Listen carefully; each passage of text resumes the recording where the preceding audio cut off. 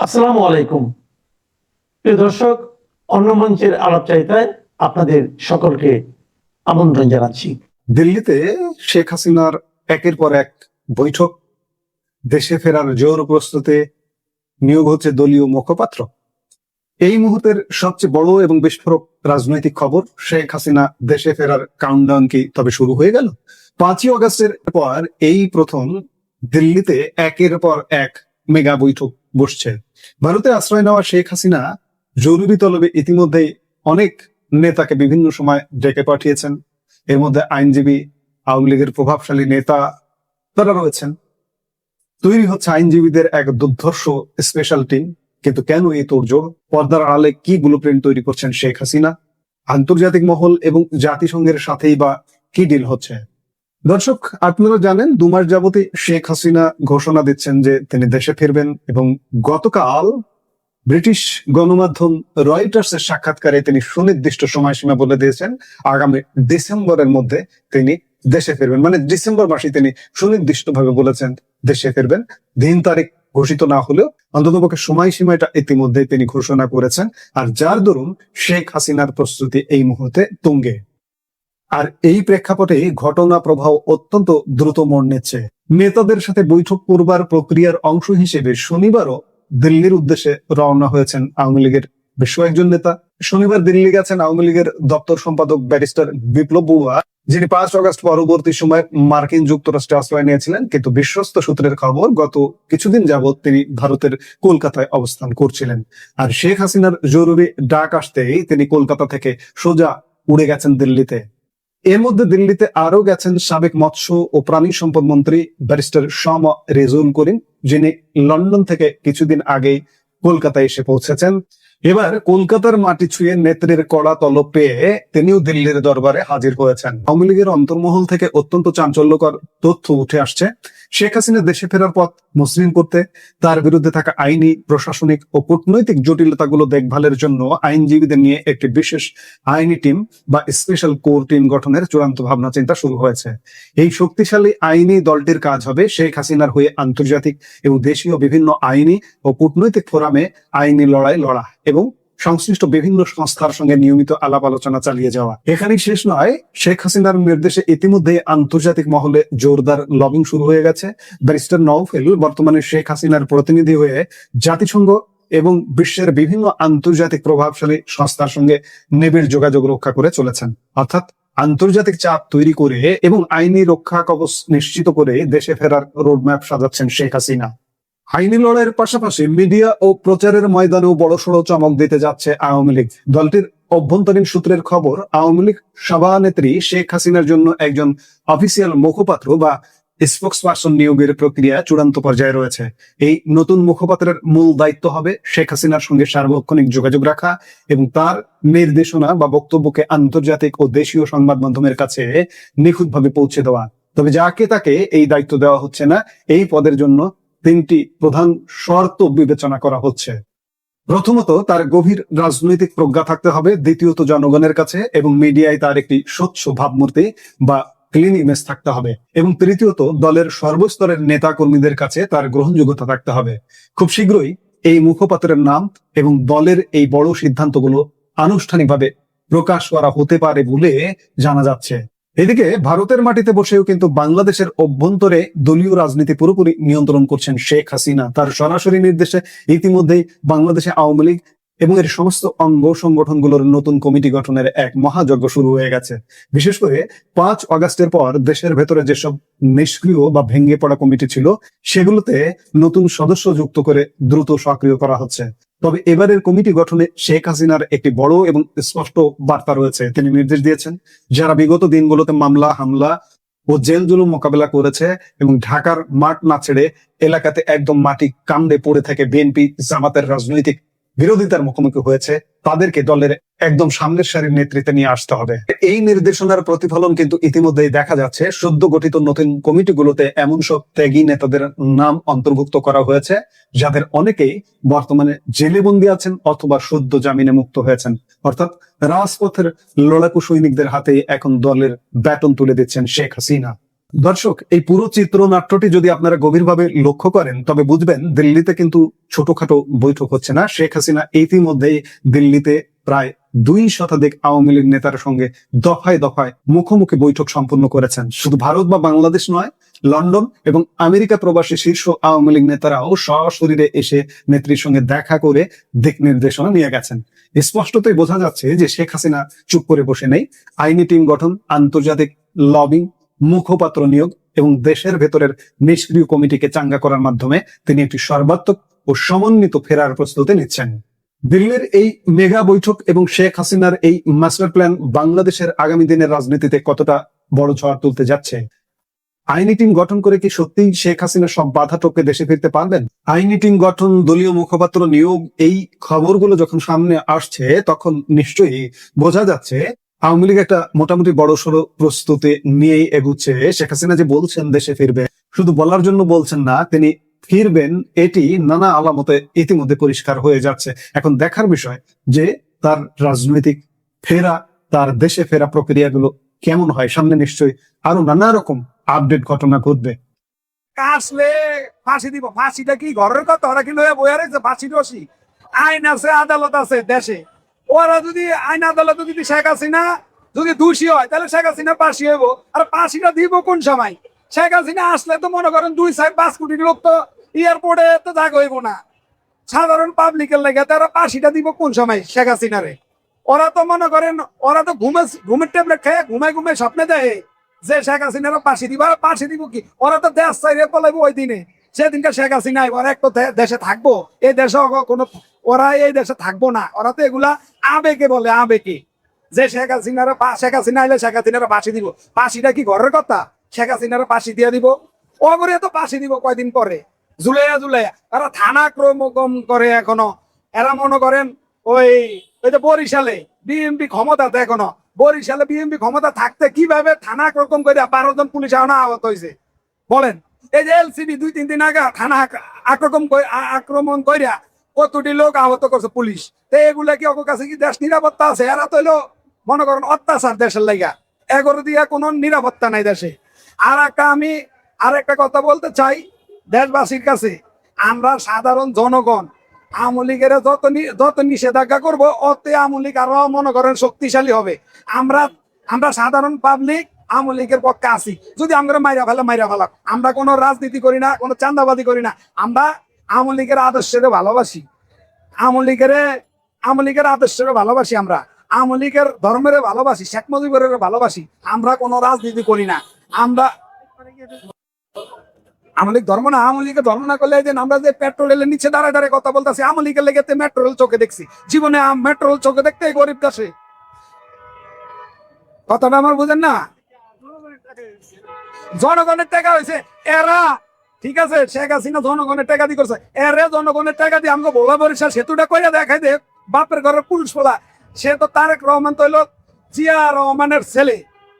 জিয়া রহমানের আদর্শ যদি একবারে থাকে, যদি পারে তাইলে তো সে ভোলা বরিশাল সেতুটা করে দেখাই দেখ। তারেক রহমান শেখ হাসিনার মতন পারলে দেখাই দেব, একটা ছোটখাটো একটা ব্রিজ করে দেখাই দেব। আমরা চাই করলে পারলে করুক, দেখা। সে তো ইডে করতে পারে না। এই যে বাজেট করছে, বাজেটে কি ভোলা বরিশালের সেতু কোনো বাজেট হয়েছে? কোনো অর্থ ইয়া হয়েছে? কিচ্ছু হয় না। এগুলা তো ওরা মনে করেন ধান্দাবাজি শুরু করছে। শেখ হাসিনা আসলে এলসিবির নেতারা পলাইবো না। যেভাবে দুর্নীতি করছে, যেভাবে লুটপাট করছে, এরা যেভাবে মনে করেন এই যে জুলাই বেচ্চা খাইছে, এরা তো জুলাইটারে একদম ধ্বংস করে দিছে, পুরা ধ্বংস করে দিছে জুলাইটারে। এগো কারণে দেশের এই পরিণতি। সাধারণ জনগণ কি লেগে নামছে বলেন? ওই যে আগে মানুষ ভালো ছিল, নিরাপত্তা ছিল আওয়ামী লীগের আমলে, এখন তো মানুষ জনগণ নিরাপত্তা নাই। এই জন্য তো আমরা বলতে সাহস পাইতেছি, যে ভালো করবো তার কথা ভালোই বলবো। আজকে দেখেন চট্টগ্রামের মানুষ, তারা একটা ভালো কোনো কাজ করছে? চট্টগ্রামে আজকে দেখেন কি পরিণতি, মানুষ হাহাকার, পানি মাথার উপর দিয়া পানি চট্টগ্রামে। এরা কইতেছে কি কোনো পানি নাই, এখন কি চোখে কাল্লা কেউ করে চোখ দেয় নাই? সারা বাংলাদেশে দেখতেছে জনগণ পানির কোনো অভাব না। বিএনপির নেতা মেয়রও বলতেছে কোনো চট্টগ্রামে কোনো পানি নাই। তাইলে এগুলো কি পানি নাকি শরবত? এগুলা কি শরবত? এই যে চট্টগ্রামে মানুষ তলায় গেছে গা। এরা কোনো ভালো একটা কাজ করছে? এরা কোনো হিংসা আওয়ামী লীগের পিছনে না দৌড়াইয়া তারা সাধারণ জনগণের পিছনে দৌড়াক। সাধারণ জনগণ করে ভালোবাসবো, তারা আওয়ামী লীগের পিছনে তো দৌড়াই পারে না। আওয়ামী লীগের আওয়ামী লীগের দৌড়াই দিতে পারে না, তাই এরা কিভাবে মনে করেন এরা দেশ চালাইবো বলে? ডিসেম্বরে শেখ হাসিনা ফিরছেন, প্রথমবারের মতো সরাসরি টেলিফোনে সাক্ষাৎকার দেয়া রয়টার্সের যে বক্তব্য, সেই বক্তব্য নিয়ে বাংলাদেশ তোলপাড় হয়েছে। গতকালকে বিকেলের পরে যখন রয়টার্স এই মানে সাক্ষাৎকারটা প্রকাশ করে, তারপর থেকে রাত পর্যন্ত আমরা দেখেছি পৃথিবীর প্রায় সমস্ত গণমাধ্যমে এই খবর প্রকাশিত হয়েছে। বাংলাদেশের প্রায় সমস্ত গণমাধ্যমে এটা প্রকাশ করা হয়েছে রয়টার্সের উদ্ধৃতি দিয়ে। সেখানে আবার সরকারের নির্দেশনাও জারি করা হয়েছে যে শেখ হাসিনার বক্তব্য, বিবৃতি, সাক্ষাৎকার এগুলো প্রকাশ করা যাবে না। এরই মাঝে বিবিসি বাংলা তারা ওই খবর প্রকাশের পাশাপাশি একটা স্পেশাল নিউজ করেছে। সেটা কি? সেটা হচ্ছে শেখ হাসিনার এই বক্তব্য, তিনি ডিসেম্বরে ফিরছেন এবং উইথ নেতা কর্মী, তার মানে বেশিরভাগ নেতাদের নিয়ে একসাথে ফিরছেন, একসাথে আদালতে আত্মসমর্পণ করবেন, এই ঘোষণা রয়টার্স প্রকাশ করেছে। রয়টার্স দাবি করেছে যে টেলিফোনে এই কথা শেখ হাসিনা তাদেরকে বলেছেন। ভালো কথা, কিন্তু এই বক্তব্যের প্রেক্ষিতে বিএনপি কি ভাবছে, জামাত কি ভাবছে, এনসিপি কি ভাবছে, এটা তো আমাদের আগ্রহের কেন্দ্রবিন্দুতে থাকার কথা। এবং সেই আগ্রহটা বুঝে বিবিসি বাংলা দারুণ একটা প্রতিবেদন তৈরি করেছে, যেখানে তারা বিএনপি, জামাত, এনসিপি তিন পক্ষের সঙ্গেই কথা বলেছে। শেখ হাসিনার ডিসেম্বরে ফেরার ব্যাপারে যে বক্তব্য, সেই বক্তব্য মানে কিভাবে দেখছে এই তিন দল, অন্য দল, অন্য নেতারাও তো নিশ্চয়ই ভাবছেন। বিশেষ করে এই তিন দল সাম্প্রতিক সময়ে মানে সব থেকে আলোচনার মধ্যেই তো আছে এই তিন দল। এই তিন দল কি ভাবছে? তিন দলের অন্তত তিনজন নেতার বেশি, বিএনপির একজন মন্ত্রী এবং মন্ত্রী সমমর্যাদার প্রধানমন্ত্রীর একজন উপদেষ্টা, দুইজনের সঙ্গে কথা বলেছে বিবিসি। জামাতের সেক্রেটারি জেনারেলের সঙ্গে কথা বলেছে, এনসিপির আহ্বায়কের সঙ্গে কথা বলেছে, এবং জামাতের আমির পৃথকভাবে আবার আরেকটা মন্তব্য করেছেন। চলুন একটু জেনে দেখি শেখ হাসিনার ডিসেম্বরে ফেরাকে বিএনপি, জামাত, এনসিপি ওয়েলকাম করছে, নাকি তাদের মধ্যে এক ধরনের অস্থিরতা কাজ করছে। বিবিসি কি বলছে দেখুন শিরোনামটা। শেখ হাসিনার দেশে ফেরার বক্তব্য নিয়ে যা বলছে বিএনপি, জামাত, এনসিপি। সেখানে বলা হচ্ছে যে বিশেষ করে দেশটির বর্তমান রাজনীতিতে প্রভাবশালী তিনটি দলের নেতাদের সঙ্গে কথা বললে তাদের প্রতিক্রিয়া তারা জানিয়েছেন। তাতে মূলত শেখ হাসিনার বিরুদ্ধে বিচার বা আইন আদালতের কথা তারা বলছেন। একই সঙ্গে আওয়ামী লীগকে পুনর্বাসনের চেষ্টার পাল্টাপাল্টি অভিযোগ এবং ষড়যন্ত্রের কথাও এসেছে। বিএনপি এবং জামাত তারা পাল্টাপাল্টি অভিযোগ করছে যে শেখ হাসিনাকে ফেরানোর পেছনে ষড়যন্ত্র আছে। বিএনপি বলছে জামাতের ষড়যন্ত্র আছে, জামাত বলছে বিএনপির ষড়যন্ত্র আছে। তাহলে শেখ হাসিনার সঙ্গে গোপন আদাত কারা করছে? এই দুই দল যখন পরস্পর বিরোধী কথা বলছে। শেখ হাসিনার বক্তব্যের ব্যাপারে প্রতিক্রিয়ায় জুলাই গণঅভ্যুত্থানে হত্যাকাণ্ডের বিচার চলার বিষয়টা তুলে ধরেছেন প্রধানমন্ত্রী তারেক রহমানের একজন উপদেষ্টা এবং বিএনপির জ্যেষ্ঠ নেতা। জাতীয় সংসদের বিরোধী দলের নেতা, জামাত ইসলামীর নেতারাও বক্তব্য দিয়েছেন। এই ব্যাপারে যেটা আসছে সেটা হচ্ছে যে বিচার নিশ্চিত করার কথা বলছে বিএনপি। বিএনপি কি বলছে? দেশে ফেরার প্রশ্নে শেখ হাসিনার বক্তব্যের ব্যাপারে প্রতিক্রিয়ায় জুলাই অভ্যুত্থানে হত্যাকাণ্ডের বিচার চলার বিষয়টিকে তুলে ধরেছেন প্রধানমন্ত্রী তারেক রহমানের একজন উপদেষ্টা, প্রধানমন্ত্রী রাজনৈতিক উপদেষ্টা এবং বিএনপির জ্যেষ্ঠ যুগ্ম মহাসচিব রুহুল কবির রিজভী কথা বলেছেন। রিজভী বলেছেন, ক্ষমতাচ্যুত শেখ হাসিনার বিরুদ্ধে 2024 সালের জুলাই গণ অভ্যুত্থানে হত্যাযজ্ঞের একটি মামলার বিচার শেষে ঢাকার আদালতে ফাঁসির রায় হয়েছে। আরো অনেক হত্যা মামলায় আদালতে তার বিচার চলছে। এই বিচারের বিষয় উল্লেখ করে তিনি বলেছেন, হাসিনার অপরাধের ব্যাপারে আদালত সিদ্ধান্ত নেবে। খুবই ফাইন, স্মার্ট কথা, আদালত সিদ্ধান্ত নেবে, এখানে সরকারের কিছু করার থাকার কথা নয়।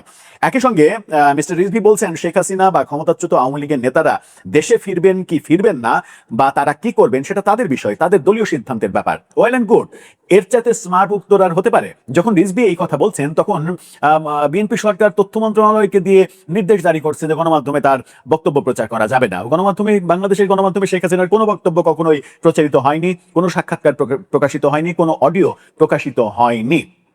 তবে তিনি বলছেন, তবে তাদের বিচার নিশ্চিত করার পক্ষে বিএনপি সরকারের অবস্থান দৃঢ়। বিচার করতে হবে, সেই অবস্থান তো থাকবেই বিএনপির। তিনি বলেন, জুলাই আন্দোলনে উনি যে ঘটনাগুলো ঘটিয়েছেন, সুতরাং সেই ব্যাপারে আদালত সিদ্ধান্ত নেবে। জুলাই গণঅভ্যুত্থানের সময় সংগঠিত হত্যাকাণ্ড, বিভিন্ন অপরাধের ক্ষেত্রে মানবতা বিরোধী অপরাধের ট্রাইব্যুনালে তো বিচার চলছেই তার। এই ট্রাইব্যুনালের একটি মামলায় মানবতা বিরোধী অপরাধের দায়ে শেখ হাসিনা এবং স্বরাষ্ট্রমন্ত্রী সাবেক আসাদুজ্জামান খান কামাল তাদের মৃত্যুদণ্ড দেওয়া হয়েছে। শেখ হাসিনার বিরুদ্ধে 663টি মামলা রয়েছে, যার মধ্যে হত্যা মামলায় রয়েছে 453টা, যেটা মোটামুটি হাস্যকর একটা ব্যাপার। রয়টার্সকে দেয়া সাক্ষাৎকারে শেখ হাসিনা দেশে তার বিরুদ্ধে চলা বিচারের প্রক্রিয়া নিয়ে প্রশ্ন তুলেছেন। তিনি বলেছেন, আমার মনে হয় এই বিচার প্রক্রিয়া শুরু হলে মানুষের কাছে স্পষ্ট হয়ে যাবে এই আদালত কতটা প্রহসনমূলক, আর আমি সেটাই প্রমাণ করতে চাই।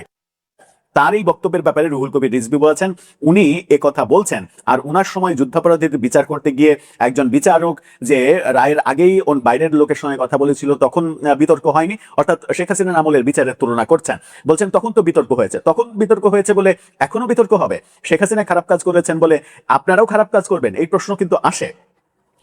রিজভী দাবি করছেন বর্তমানে আদালতে সুচারুভাবে বিচার প্রক্রিয়া চলছে, সেখানে কোনো মানে সমস্যা নেই। জামাতের নেতারা কি বলছেন? শেখ হাসিনা দেশে ফেরার যে কথা বলছেন এর পেছনে অন্তর্নিহিত রহস্য বা ষড়যন্ত্র থাকতে পারে বলে জামাতের নেতারা বলছেন। এটা ষড়যন্ত্র হিসেবে দেখছেন, অর্থাৎ এই ষড়যন্ত্র করা হচ্ছে এবং এই ষড়যন্ত্রে বিএনপির সরকারের কিংবা নেতাদের হাত রয়েছে এমন কথাও বলা হচ্ছে। জামাত এখন জাতীয় সংসদের প্রধান বিরোধী দল। বিবিসি বাংলাকে গোলাম পরোয়ার সেক্রেটারি জামাতের, তিনি বলছেন ক্ষমতাচ্যুত শেখ হাসিনার বক্তব্যের পেছনে একটা অন্তর্নিহিত রহস্য এবং ষড়যন্ত্র যেমন থাকতে পারে, সেখানে দেশের অভ্যন্তরীণ রাজনীতিরও কেউ কেউ এই ষড়যন্ত্রের অংশ হতে পারে। মানে অভ্যন্তরীণ রাজনীতির কেউ কেউ এই ষড়যন্ত্র করতে পারে, ষড়যন্ত্র করে শেখ হাসিনাকে আনতে পারে। তার মানে শেখ হাসিনার পক্ষে বাংলাদেশেই অনেকে রাজনীতিবিদরা কাজ করছেন, এই অভিযোগ জামাতের সেক্রেটারি করছেন। অভ্যন্তরীণ রাজনীতির ষড়যন্ত্র বলতে মিস্টার পরোয়ার কি বোঝাতে চাইছেন এর ব্যাখ্যায় তিনি বলছেন, বর্তমান সরকারের অভ্যন্তরীণ কোনো অংশ যে ওই ষড়যন্ত্রের সাথে নেই এটা আমরা বিশ্বাস করি না। কি ভয়ঙ্কর কথা! তিনি বলছেন যে সরকারেরই একটা অংশ শেখ হাসিনাকে ফেরানোর ষড়যন্ত্র করছে, বিএনপি শেখ হাসিনাকে ফেরানোর ষড়যন্ত্র করছে। জামাতের সেক্রেটারি এও বলছেন, যদিও স্বরাষ্ট্রমন্ত্রী আওয়ামী লীগের বিরুদ্ধে কড়া কথা বলছেন, কিন্তু আওয়ামী লীগকে পুনর্বাসনের জন্য সরকারের কোনো একটা অংশ পরিকল্পিতভাবে কাজ করে থাকতে পারে। এ ধরনের অভিযোগ তুললেও জামাত নেতা মিস্টার পরোয়ার দেশে ফেরার বিষয়ে শেখ হাসিনার রয়টার্সের সাক্ষাৎকারে যে বক্তব্য দিয়েছেন তার বিস্তারিত দেখার পরে দলীয় অবস্থান জানাবেন বলে জানিয়েছেন। গোলাম পরোয়ারের বক্তব্য হচ্ছে, দেশের কোনো মামলায় অভিযুক্ত বা সাজাপ্রাপ্ত কেউ যদি স্বেচ্ছায় দেশের আইনের কাছে সোপর্দ করতে চায় সেটা সে করতে পারে। আইনগত দিক থেকে বিষয়টাকে এভাবেই দেখেন তারা। খুবই ভালো কথা। মানে কেউ যদি বাইরে আছেন, তিনি যদি দেশে আসতে চান, সমস্যা কোথায়? আরো তো ভালো। মানে তাকে মানে ওই কি বলবো যে রেড অ্যালার্ট জারি করে ইন্টারপোল দিয়ে আনা লাগছে না, তিনি নিজেই আসছেন, আর আরো তো খুশি হওয়ার কথা। তবে সরকারের একটা অংশ আওয়ামী লীগকে পুনর্বাসন পরিকল্পনার অংশ হতে পারে বলে যে অভিযোগ করেছেন জামাতের সেক্রেটারি, এটিকে অসত্য এবং ভিত্তিহীন বলছেন বিএনপি সরকারের একজন মন্ত্রী। নাম প্রকাশ না করার শর্তে বিবিসি বাংলাকে বলছেন, তাদের বরং সন্দেহ হয় যে ক্ষমতাচ্যুত আওয়ামী লীগের সঙ্গে জামাতের গোপন কোনো সমঝোতা আছে কি না। জামাতের সেক্রেটারি বলছেন যে বিএনপি ষড়যন্ত্র করছে শেখ হাসিনাকে ফেরানোর জন্য, আর বিএনপির একজন মন্ত্রী বলছেন জামাতের এর পেছনে হাত রয়েছে। কি ভয়ঙ্কর কথা! তার মানে বিএনপি এবং জামাতের মধ্যেই একটা ক্ল্যাশ শেখ হাসিনার এই ফেরার ইস্যুতে রয়েছে।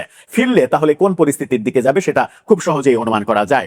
আর এনসিপির আহ্বায়ক নাহিদ ইসলাম তিনি বলছেন যে শেখ হাসিনা ফিরছে, ফাঁসির রায়, মানে শেখ হাসিনা যদি দেশে ফিরে কেবলমাত্র ফিরবে ফাঁসির রায় কার্যকর করার জন্য, ফলে সেটার জন্য আমরাও চাই যে ফাঁসির রায় কার্যকর হোক। শেখ হাসিনা সহ অন্য যাদের বিরুদ্ধেই এই রায় হয়েছে, ফাঁসির রায়ে দণ্ডিত আসামি হওয়ায় শেখ হাসিনা সাক্ষাৎকার দেওয়ার এখতিয়ার রাখেন না বলেও মানে নাহিদ ইসলাম বলছেন। ভালো কথা। তিনি বলেন, এটা আমাদের ভারতীয় দূতাবাসকে, দিল্লিকে এটা কঠোরভাবে বাংলাদেশ সরকারের বার্তা দেওয়া উচিত, শেখ হাসিনা দিল্লিতে বসে থেকে কোনো সাক্ষাৎকার যেন দিতে না পারেন। কিন্তু শেখ হাসিনার কর্মকাণ্ড দিন দিন এত বেশি প্রকাশিত হচ্ছে, প্রথমে ইমেল সাক্ষাৎকার দিয়েছেন, এখন সরাসরি টেলিফোনে কথা বলার সুযোগ পাচ্ছেন গণমাধ্যমের সঙ্গে। এর পরের স্টেপ আমরা হয়তো খুব শীঘ্রই দেখব, যেখানে ক্যামেরা নিয়ে আয়োজন করে পৃথিবীর কোনো একটা বড় গণমাধ্যম তার ভিডিও সাক্ষাৎকার নিয়ে সেটা প্রকাশ করছেন। তার মানে ভারত শেখ হাসিনার ব্যাপারে দিনের পর দিন যত যাচ্ছে তত বেশি উদার নীতি দেখাচ্ছে, এটাতে উদ্বেগ প্রকাশ করছেন নাহিদ ইসলাম। কিন্তু ইন্টারেস্টিং পার্ট হচ্ছে বিএনপি বলছে শেখ হাসিনার সঙ্গে গোপন আতাত করছে জামাত বলছে শেখ হাসিনার সঙ্গে গোপন আতাত করছে বিএনপি। এনসিপি অবশ্য এই কথা বলছে না। এই কথা যখন পরস্পর বিরোধী কথা হচ্ছে তখন জামাতের আমির কি বলছে দেখুন, এই শিরোনামটা দেখে নিন। তিনি বলছেন দেশ ছাড়বেন না বলেও গেছেন, এবারও আসবেন না। অর্থাৎ জামাত আমির বলছেন যে শেখ হাসিনা দেশে থাকতে বলেছেন যে দেশ ছেড়ে কোথাও যাব না, পালাবো না, কিন্তু তিনি চলে গেছেন।